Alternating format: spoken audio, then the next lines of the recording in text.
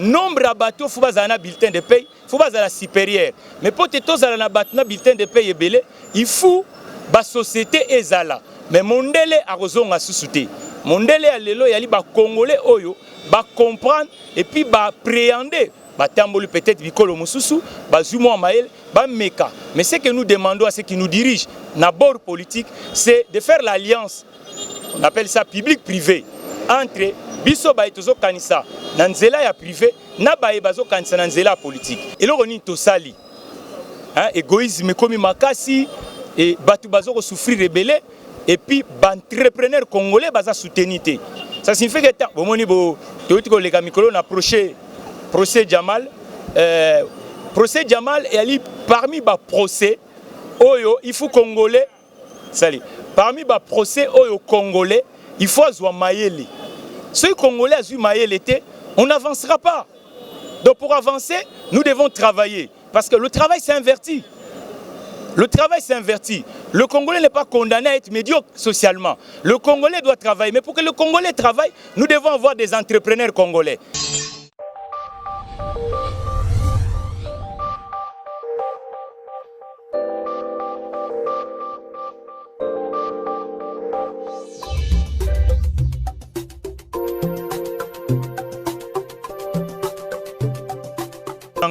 Mathieu Takizala, Nazali, économiste de formation et entrepreneur de profession.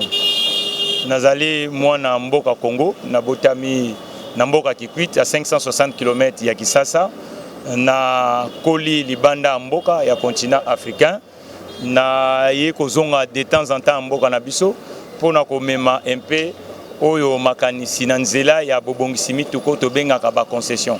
Veut dire Nazali un analyse économique et puis une analyse politique de la scène politique du monde et en particulier politique qui oyo ya Mboka Nabiso, République démocratique du Congo et puis entrepreneur congolais il y a 21e siècle.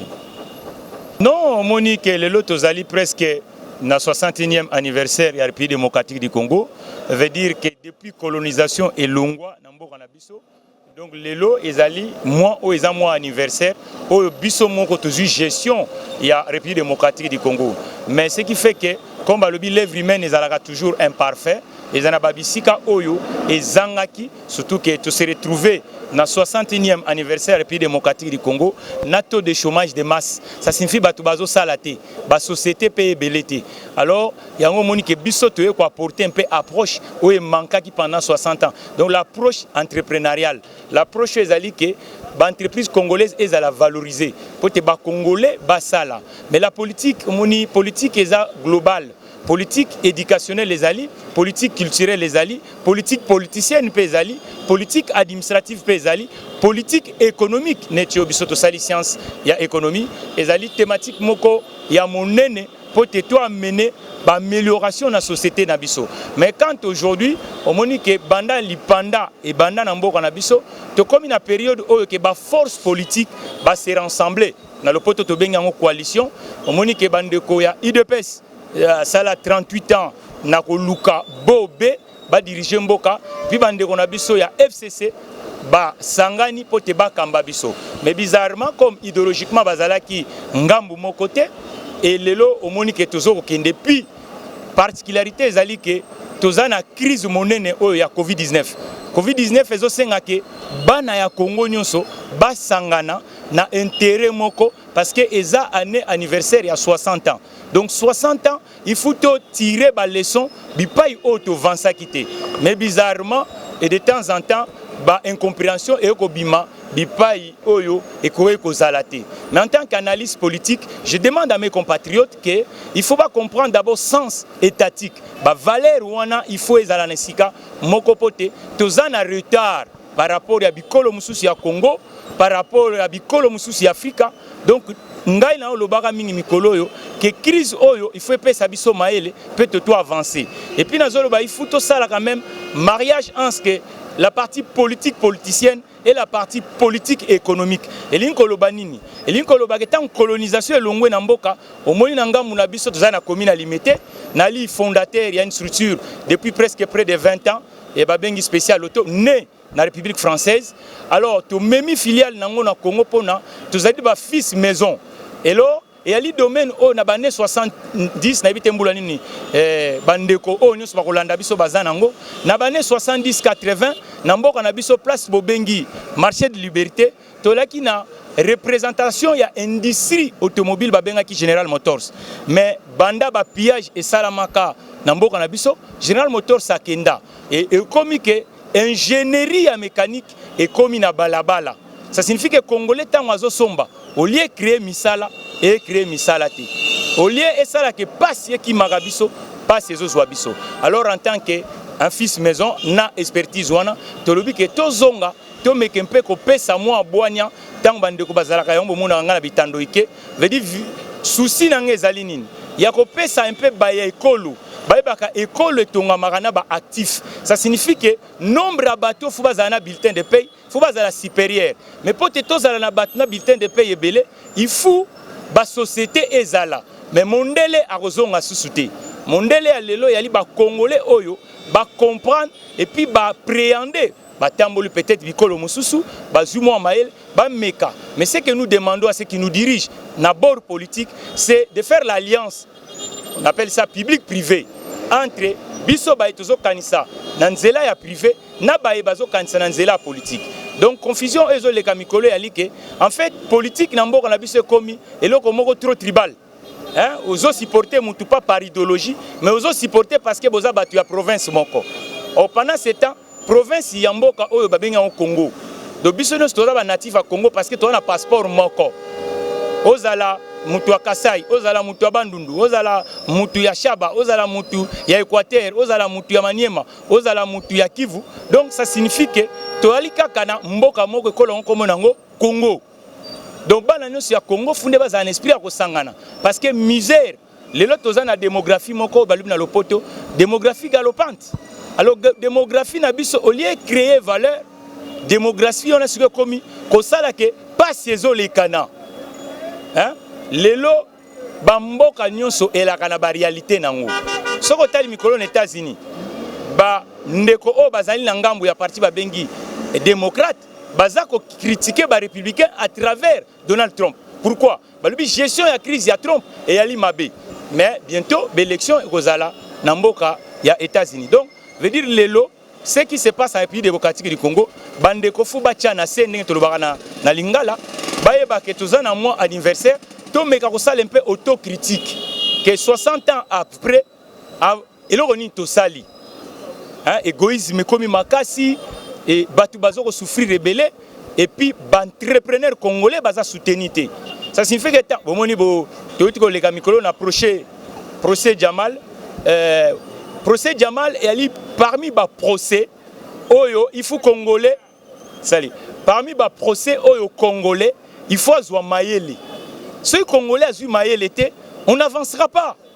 Donc pour avancer nous devons travailler parce que le travail s'est inverti. Le travail s'est inverti. Le Congolais n'est pas condamné à être médiocre socialement. Le Congolais doit travailler. Mais pour que le Congolais travaille, nous devons avoir des entrepreneurs congolais. Et les gens qui pensent qu'il y a créé des emplois. Mais c'est que nous demandons à la population de consommer intelligemment. Tous les Congolais ont un ami tout cas. Au moni Silicon Valley na bino et ali obisto sali. Et loko yali yangate. Et loko ezaya bino ba Congolais. Il faut pas approprier yango. Peut-être créer misala. Parce que si on crée Missalate, on sera des esclaves du 21e siècle. Or, 21e siècle fait, Internet est yé. Avancement Internet, c'est ça la société. Mais et pas il y a Congolais, politique et la noble, ceux qui battent bouger, ceux qui socialement on arrive à donner des solutions. Les gens dans le village Nabiso, battu vivre suscité. Les gens sont congolais Azolia et où Talibanda. Vous comprenez? Or, nous avons une jeunesse à mettre en mouvement. Donc, ce qui est là grave, en fait, chers compatriotes, à l'occasion, il y a anniversaire à 60 ans, Tozo Lobakake, to sala liboko moko pour tout avancer. Alors, spécial auto et ali entité on a fondé et ali entité à ba congolais, on a ligné que ba ingénieur au bazali à Isandolo, bano bazo sala ISC, ba bazo sala faculté économie, c'est sur des produits comme ça. Au moins 21e siècle, to kotobe ba paya. Ça signifie que dans la société congolaise, au Azatana Brazzaville. Et ce sont des sociétés des autres qui dominent dans ces pays. Donc moi, je vais avancer etalité. Tout ce qui est politique, tout proposer ici à Sika. Voilà. Même Nzambe a créé au babengaka lifelo. Nzambe a créé au babengaka lifelo. Pourquoi? Pour etinda batu batambola ndenge moko.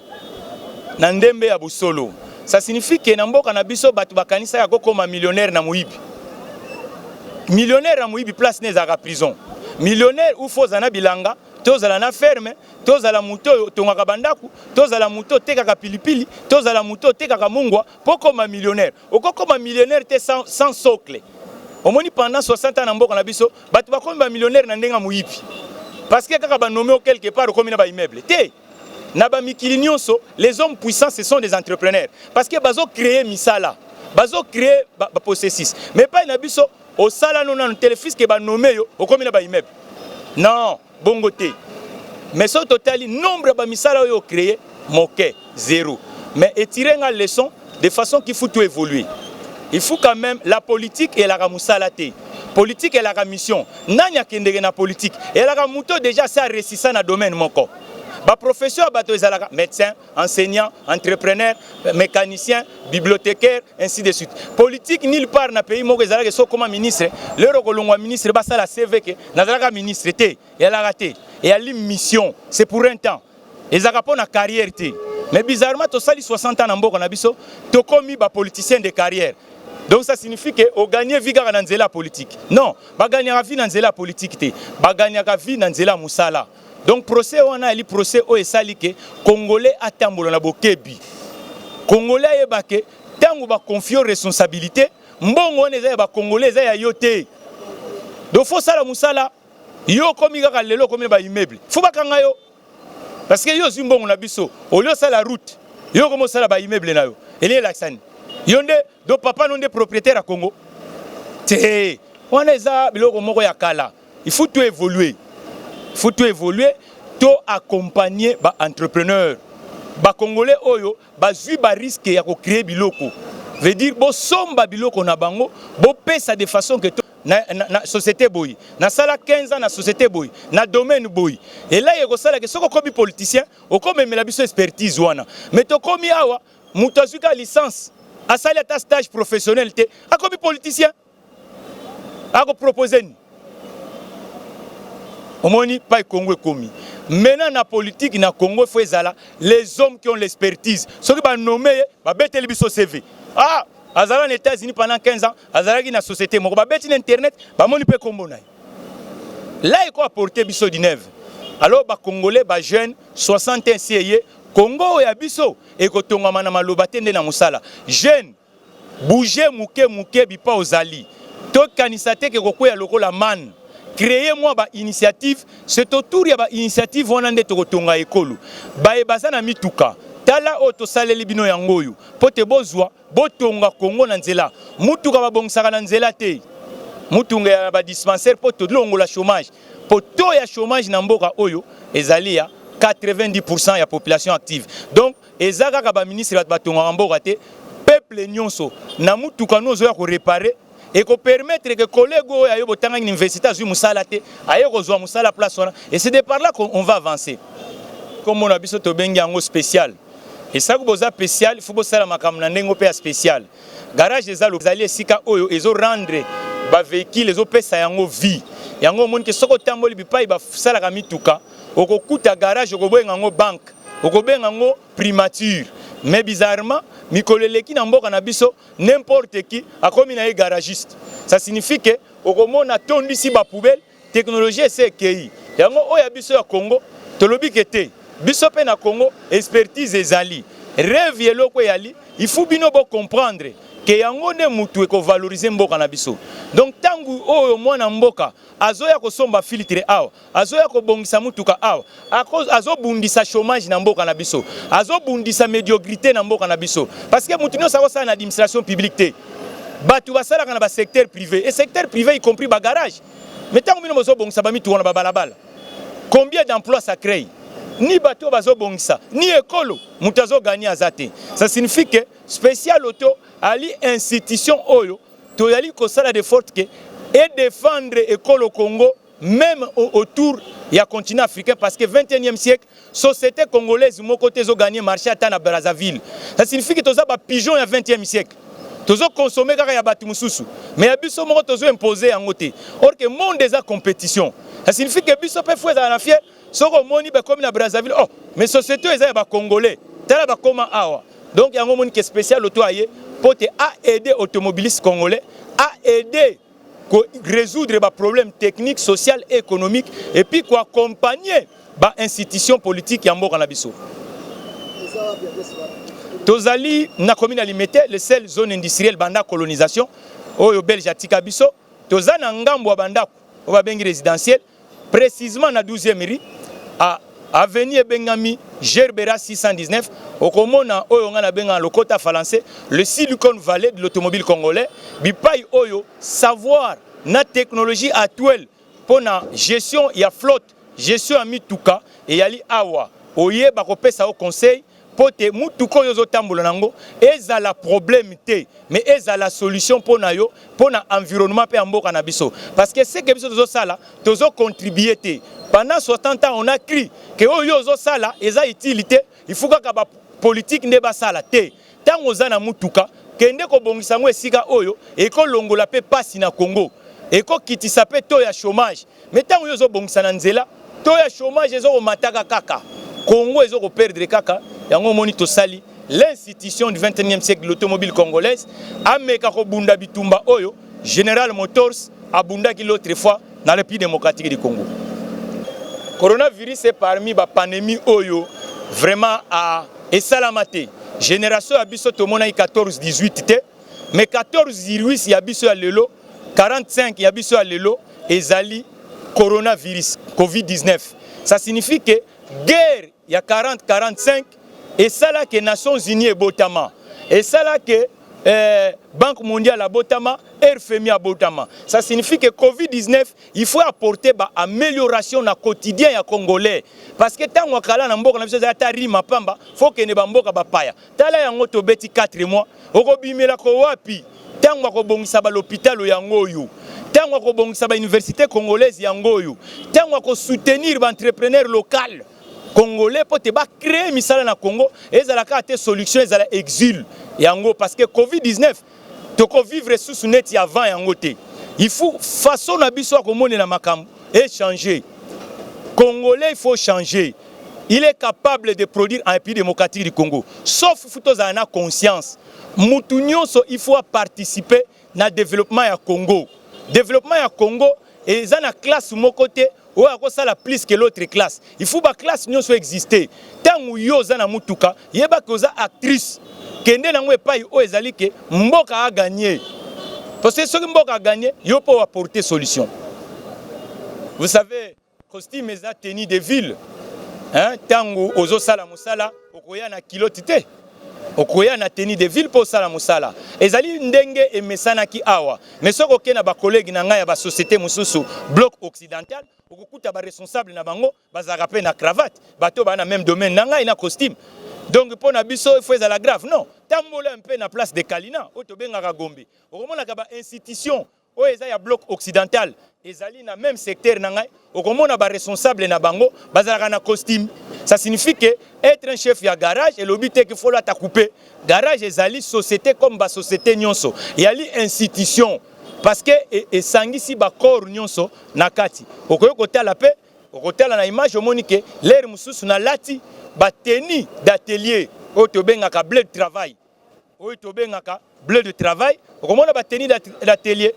Donc chaque moment ezalaka na tenue oyo mutu alata kango na moment approprié. Sikoyo ezali utile pour te Congolais comprendre que pendant longtemps dans mboka na biso on a cru que réussite sociale est collé dans l'administration publique ton la politique. Non, la réussite sociale c'est par des métiers. Chaque métier mutu azali sérieux a ko réussir et puis a ko payer sa vie na bato ebele. Et en autre lobby na ba décideur politique, il faut pas comprendre que ba allié na bango traditionnellement et yali ba chef d'entreprise et puis ba entrepreneur. Mais qui dit entrepreneur, il faut ezalaka kate boîte ya 440 Tofos à la SNEL, même les petites unités, Namboka Onga na Kole, les deuxième nation en Tobengi France, Balobaka, l'artisanat est la première entreprise de la France. Ça signifie qu'il y a plus d'artisans qui donnent la vie à la République française. Il y a aussi des artisans, mécaniciens. Donc ça signifie que le métier des garagistes, c'est un métier noble et qui peut permettre à ce pays de devenir une grande nation, la République. Et 2007, la crise américaine a été résolue dans l'industrie de l'automobile. Lorsque le président Obama a décidé qu'il a abandonné banque à soutenir l'industrie Yamituka, parce qu'il y a autour de Yamituka, nous avons créé recherche. Mais bizarrement, l'industrie pendant 60 ans a oublié na ba calcul ya bande ko na biso ba politiciens. Ils doivent comprendre que ba allié na bango pour te chômage et si la namboka oyo c'est des entrepreneurs. Il faut associer des entrepreneurs na ba stratégique économique ya République démocratique du Congo.